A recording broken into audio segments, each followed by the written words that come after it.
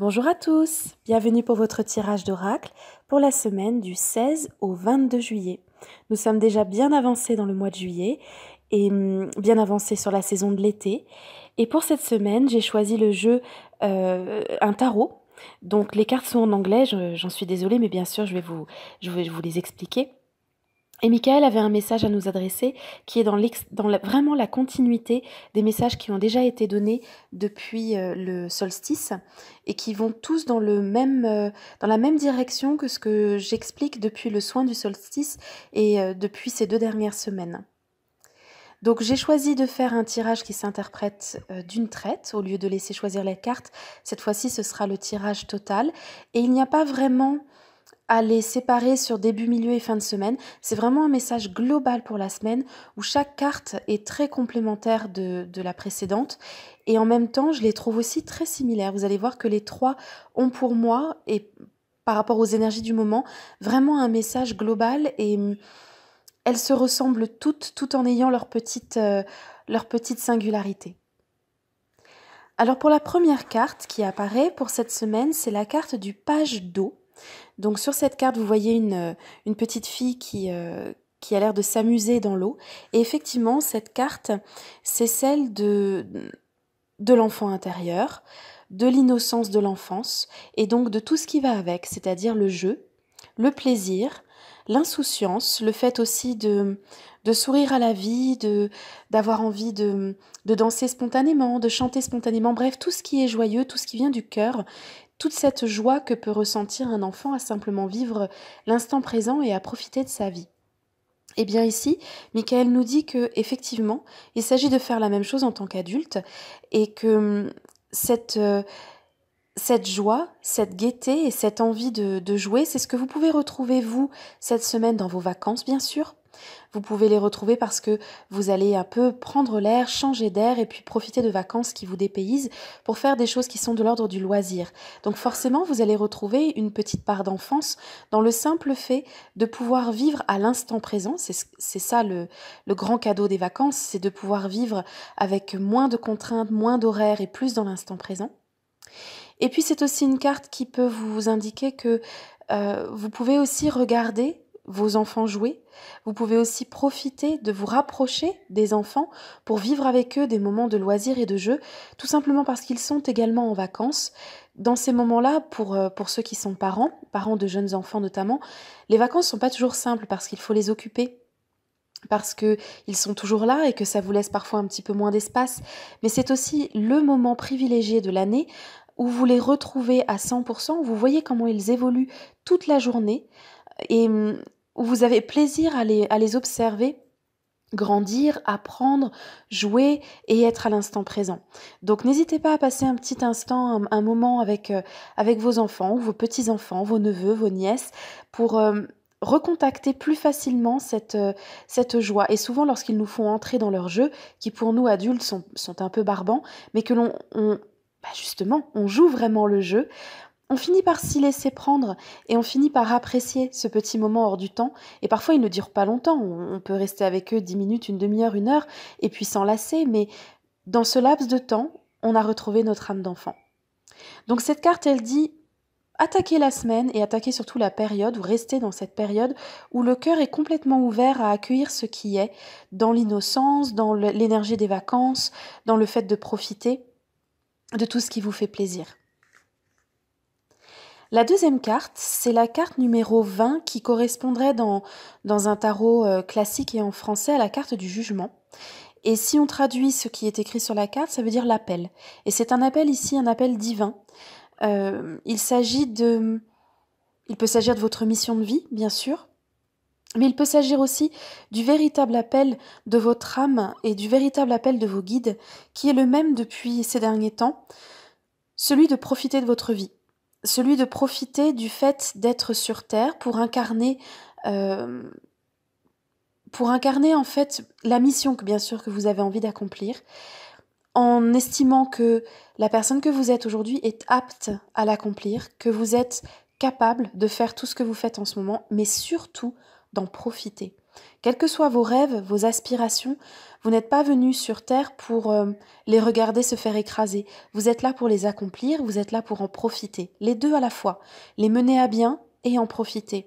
Cette carte, elle vous dit exactement que vous avez été appelé à tout ça. Ce qui vous arrive en ce moment ou ce à quoi vous aspirez, ce ne sont pas simplement que des rêveries, c'est une réalité. Vous pouvez tout à fait transformer ce que vous avez en esprit, tout ce qui vous semble vous appeler en esprit ou en rêve, dans la matière, dans la réalité, le concrétiser. Et cette carte dit que vous êtes parfait tel que vous êtes pour accomplir votre mission. Oui, vous êtes assez bien, assez performant, assez volontaire, assez courageux. Vous serez assez en tout lorsqu'il s'agit d'accomplir votre appel, l'appel divin, l'appel de votre âme, ce pourquoi vous êtes venu sur Terre. Et cet appel se fait avec beaucoup plus de simplicité que ce que l'on croit. Nous, on y met des résistances et de l'ego et des peurs, mais l'appel lui-même, il est dénué de tout ça. Et si vous avez choisi dans cette incarnation d'avoir ces rêves en tête, c'est pour qu'ils s'imprègnent dans la matière. Donc cette semaine, essayez de travailler toujours un petit peu plus à avancer sur votre véritable chemin, sur votre véritable appel. Par quoi êtes-vous appelé? Êtes-vous bien sur le bon chemin? Qu'est-ce que vous souhaitez faire de plus pour répondre à cet appel et en profiter encore davantage? Donc c'est une carte de la part de Michael qui vous invite à continuer simplement votre chemin d'incarnation et à être de plus en plus sur ce chemin en joie, en paix, en sérénité, pas dans les peurs, pas dans l'ego qui vous font douter, mais simplement avec l'appréciation, le plaisir que l'on peut ressentir à être sur son vrai chemin. Et enfin, la dernière carte, je trouve que c'est la plus jolie et qui correspond tellement bien aux énergies du moment. C'est la carte du 10 d'eau, donc on est toujours dans la famille de l'eau, comme pour la première carte.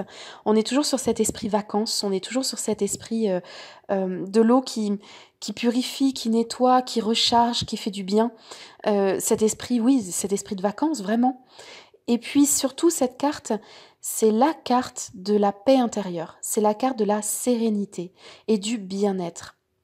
Eh bien, ce bien-être, normalement, lorsque l'on a balayé un petit peu ses peurs, ses craintes et que on apprend à profiter de son incarnation, ce bien-être, c'est notre état naturel. On redécouvre l'état naturel de notre âme incarnée dans la matière. Et si vous vous souvenez bien, c'est ce qui a été demandé par Michael et c'est ce qui a été travaillé au niveau du soin collectif, c'est le fait de profiter de la fameuse joie divine. C'est ce bien-être, cette paix, cette sérénité intérieure qui fait que peu importe ce qui arrive, on l'accueille, on l'accepte, on le gère et puis on le nettoie de sa vie. Eh bien, cette manière de prendre les choses, cette joie divine, ce plaisir à profiter de son incarnation, quelle que soit l'aventure que l'on y vit, c'est ça, ce 10 d'eau, cette carte du 10 d'eau, cette sérénité. Et puis, il me semble que je l'ai déjà dit 2 fois, peut-être même la semaine dernière, en vous disant que la joie divine, c'était ce petit sourire que l'on voit sur les statues de Bouddha, qui est en état méditatif et qui esquisse un sourire plus ou moins large qui représente justement voilà cette joie de simplement être et de simplement laisser passer la vie, l'aventure de la vie sans en faire tout un drame, en l'acceptant telle qu'elle est et en se disant que de toute façon on a la force nécessaire pour la passer, cette expérience, qu'elle soit douloureuse ou pas. Et bien sûr, cette carte du 10 d'eau, c'est exactement ce que l'on voit. Une statue en pierre d'un Bouddha qui est en position méditative et qui a ce grand sourire extatique de bien-être, de paix intérieure, et donc qui expérimente la joie divine de la tranquillité et de la sérénité. Eh bien, c'est exactement ça que Michael essaie de nous faire passer comme message encore pour la, je crois, 4e semaine consécutive depuis le solstice, pour continuer de nous faire penser que la joie divine n'a rien à voir avec la joie humaine, même si les deux couplets sont fabuleuses. Donc vous avez vu que la première carte de la semaine correspond davantage aux joies humaines, le fait de jouer, de profiter, de relâcher la pression et de vivre à l'instant présent, ce sont de célébrer la vie comme un enfant, ça ce sont des joies humaines, une manière de l'exprimer humaine. Et puis là, sur le 10 d'eau, nous avons la célébration de la joie divine qui elle est beaucoup plus intérieure et puis aussi axée davantage sur l'équilibre, la sérénité, la paix, la tranquillité et le bien-être. Eh bien c'est un plaisir immense de savourer le bien-être. C'est un plaisir et une joie immense de savourer la sérénité. Ceux qui ont connu de grandes épreuves dans leur vie et qui ont eu beaucoup de mal à trouver l'équilibre savent à quel point finalement le vrai bonheur, c'est celui de pouvoir être en sérénité, de pouvoir atteindre un point d'équilibre qui fait que l'on n'est dans aucun excès. On est simplement soi. Et nous ne sommes pas en train de nous contenter de faire, d'agir, de vivre plein de drames ou plein de complications. Il s'agit là d'être. Et c'est juste fabuleux. C'est le plus beau des bonheurs. C'est ce qu'on appelle le nirvana. Donc, cette semaine, essayez de continuer cette intégration de ce qu'est la joie divine et pas seulement la joie humaine. Profitez de la joie humaine d'un côté, mais transformez-la aussi en joie divine. Travaillez à votre paix et à votre sérénité intérieure. Si justement vous êtes en vacances, c'est un petit peu plus facile à faire parce que vous pouvez avoir plus de temps pour vous retrouver, pour vous canaliser, pour vous équilibrer. N'hésitez pas aussi, pour atteindre cet état de sérénité et de paix, à faire un peu plus de méditation cette semaine ou à vous mettre en contact avec l'élément eau.